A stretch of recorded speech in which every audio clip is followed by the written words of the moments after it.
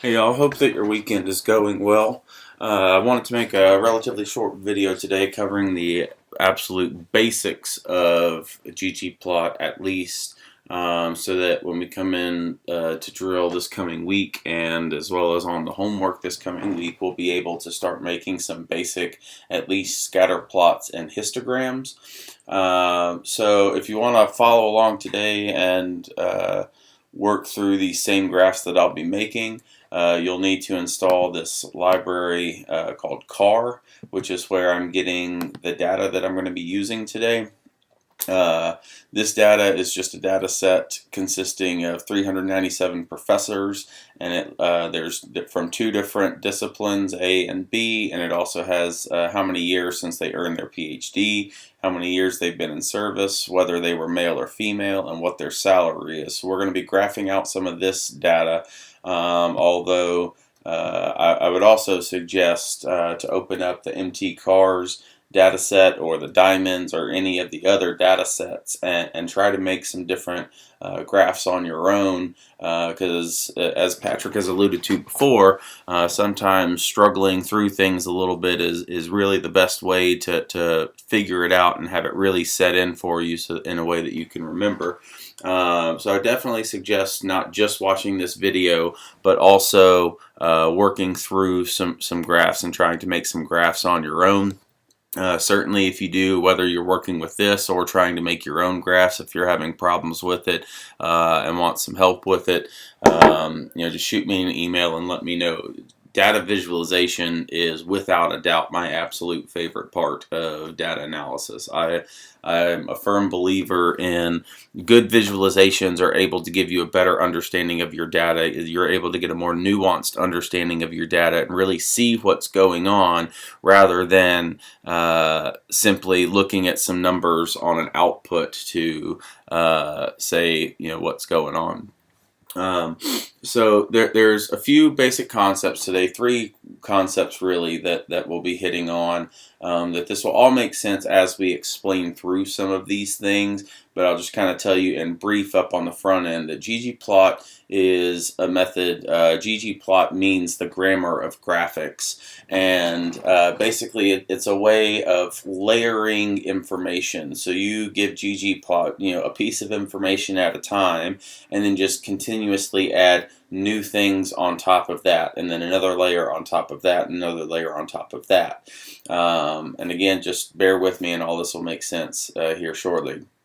AES is a function that you'll see in these ggplot commands, and that's the aesthetics.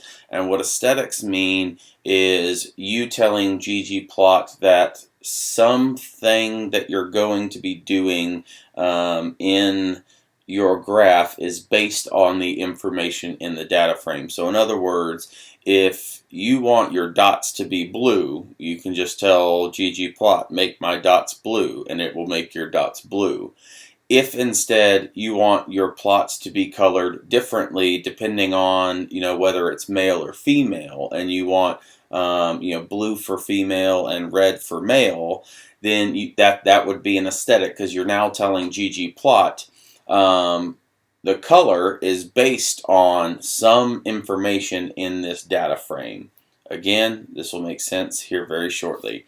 And then geoms is shorthand for like a geometric object of some sort. So that's the different types of things that you can put on these graphs. So whether they're points, dots for making a scatter plot, or if they're bars if you're making a bar chart or a histogram, or if it's a line if you're making a line graph, all those are geoms. That's telling ggplot what type of visualization are you wanting to put on this graph.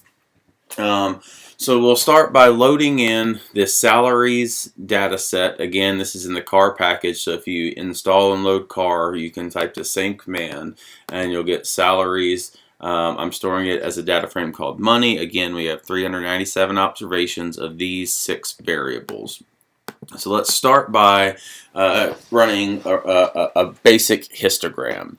So the command will be ggplot, and you have to tell it what data you're wanting to use. So I tell it the data equals money, because that's the name of my data frame down here. And now I need to put in aesthetics up here in this line because I have to tell ggplot what I want my axes to be. In this case, since I'm doing a histogram, there's only one variable that's on an axis, which is my salary. So I'll tell it my x-axis equals salary. Now, if I run this line, you'll notice that ggplot will give me, sorry, it would help if I put in my aesthetics. Now if I run this plot, ggplot will give me a plot where it put my salary on the x-axis down here because I told it. For the x-axis in this plot, use the salary variable. That's the aesthetic. Use the salary variable to make the x-axis from the money data frame. But notice how it's blank up here, and that's because I haven't told ggplot anything else to do to put on this graph. So now out here next to this, I'll add a plus to tell it, hey, I'm going to add another layer on top of this blank graph where salary is on the x-axis. And in this case, I want to do a histogram, so I will tell it that I want a geom histogram. And now when I run this, it will run both of these lines together, both of these layers, it will run it together. And now it will put this histogram on top of my otherwise blank graph up here. So again, like this right here is the absolute basic minimum bare bones histogram that you can make. You just tell it what my data is, money, what my aesthetics are, in this case my x-axis, I want it to be from the salary variable, and then I tell it I want geom histogram to make it into a histogram. But let's say, for instance, instead of a histogram, I want to make a scatter plot. And let's say that we want to make a scatter plot that it seems pretty intuitive to think that the longer somebody has been in service, the more they get paid. So let's make a histogram where we're going to put years of service down here on the x-axis and salary up here on the y-axis. So we're going to tell ggplot that our data is money, and this time again our x-axis we want years in service, YRS service, and our y-axis we want to be salary. Now again, if we just run this line, ggplot will give us our plot, and just like we asked, it put years of service on the x-axis and it put salary on the y-axis, but it's not showing any dots or anything because we haven't told it to. So we're going to add another layer by adding the plus here, and then we come down below and we're going to tell it that we want to add points. So geom points, and now when we run that line, we see that we have our basic scatter plot here. Now, as far as that's really as far as you really need to go. So as far as I'm concerned, what you need to retain and remember is just what I've talked to up to this point. I would, however, like to at least expose you to and introduce you to a few next step kind of things as far as being able to customize these graphs and really get more information out of it. And as time goes on, in the drills and in the homeworks, I'll walk you through some of these steps because there really is more than any one person can retain as far as just how much you can customize these and all the different options that you have. But let's take this particular plot and play with this and see how we can get more information out of this. So again, as far as I'm concerned, you only need to know what's above here. So down here, I'm just going to copy and paste this exact same thing. But I want to add some more stuff to this. So let's say that we want to add a line of best fit to this. Just like if you're doing a scatter plot and you want that correlation line of best fit. So there's another geom called Geom Smooth, which helps visually give you a better sense of the data. And there's different ways of doing the Geom Smooth. So all you really need to know is that the line of best fit, you'll type in Geom Smooth and you'll tell it that method equals LM in quotation marks, and that's from a linear model. So basically this gives a regression line of all of this data based on what you've put in. So if we run that, now it adds in this line of best fit. As a side note, one thing that I always do, there's different themes that are, a few different themes by default that are built in as far as making these look nice. So if you add another layer and you look at theme, there's this black and white and classic, dark gray, light, etc. If we just look at these, if I change this to theme black and white and now run the command, you can see it's no longer that gray background. Now we have kind of this white background, but we do have some major and minor lines in there. If we change that to theme classic, now when we run it, it's just a solid white background. We don't have any lines. If we change that to theme dark, so you can play with all these different themes and see what you like. But I typically stick with either theme classic or theme black and white for like a starting point, just in terms of making meaningful graphs. And this, of course, can all be completely customized, but that's another day. So we have this basic graph. Well, let's say that we want to change the color of the dots. You could tell it in here that your color equals blue, and it will now give you blue dots, or that the color equals red, and it will now give you red dots. But again, like, I want to color it based on their rank. I want to see the difference of associate professors versus assistant professors versus full professors. So again, because now I'm telling it I want you to color it depending on information that's in the data, I want to use a color aesthetic. So I'll tell it AES for aesthetic, color equals rank, because rank is this factor down here that I'm interested in. So now when I run this plot, you can see that now here are my associate professors, or my assistant professors. Here are mostly my associate professors, and then the full professors are up here in blue. So again, all you have to do is tell it that the aesthetic is to color it based on rank down here, and it'll make this nice pretty graph for you. And let's say going one step further, if you really wanted to, let's make those a little bit bigger too. So if I want to change my size of my geom points, let's change that size to 3, and kind of clogs it all up and brings it together. But when you zoom it in, maybe we can still get some useful information. So perhaps I want to change the shape of my dots depending on whether it's discipline A or discipline B. Then here in my points, in my aesthetics, I'll also tell it shape equals discipline.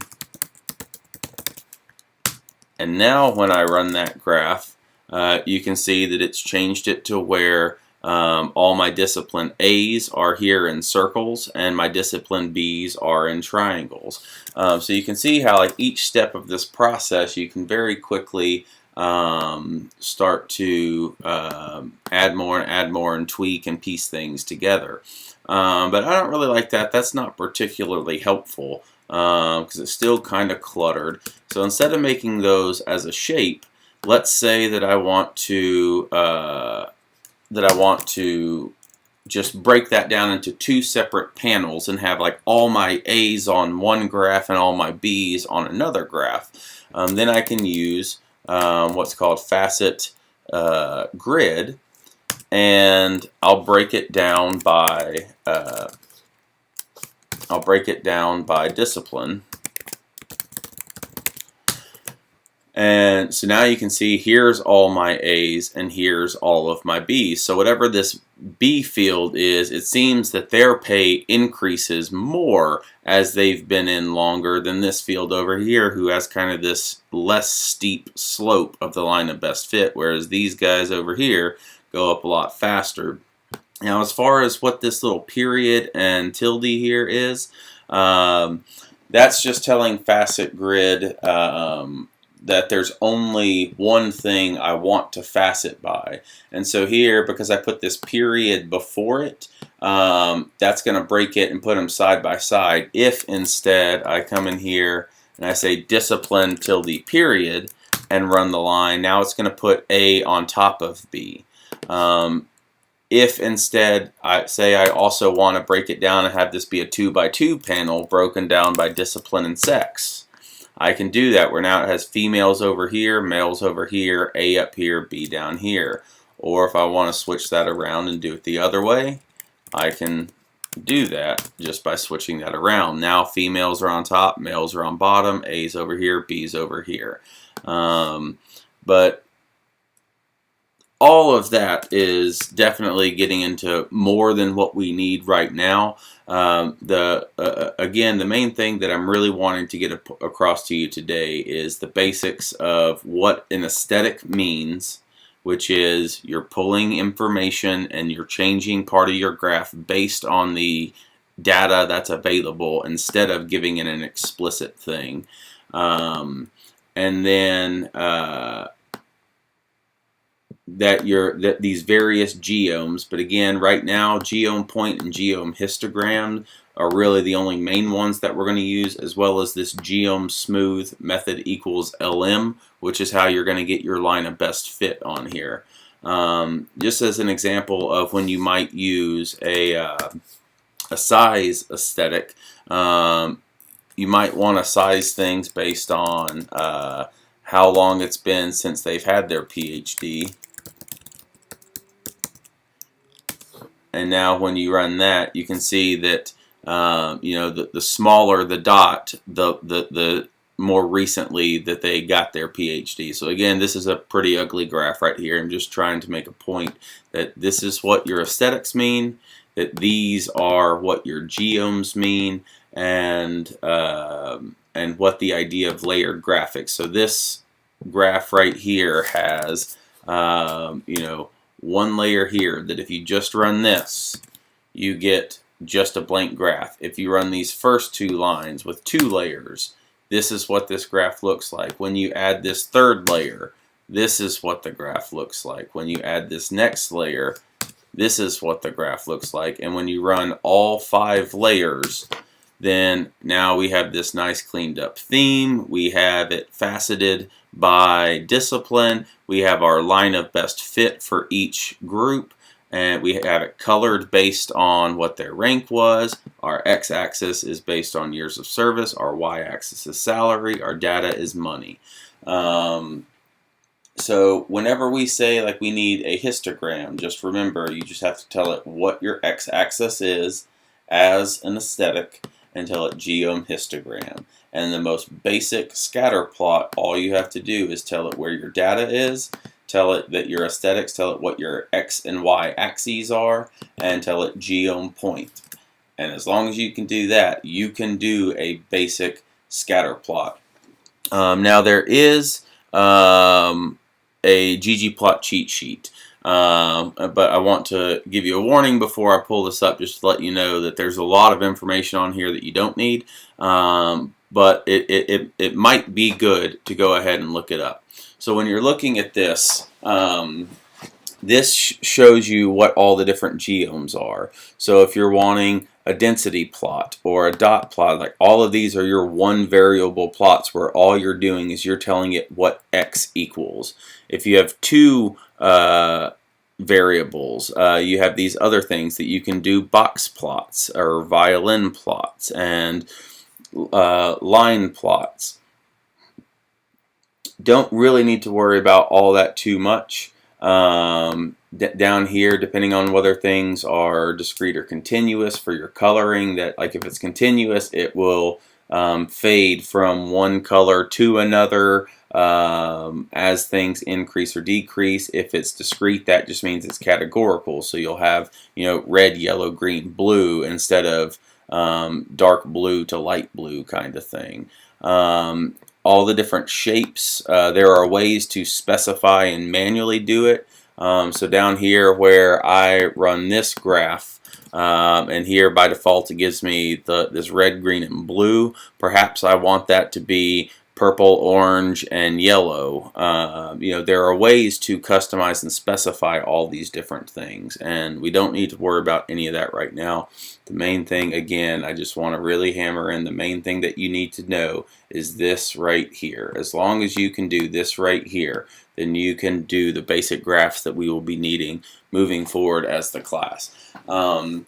I would definitely be more than happy to sit down and get into the weeds of just how customizable all these things are.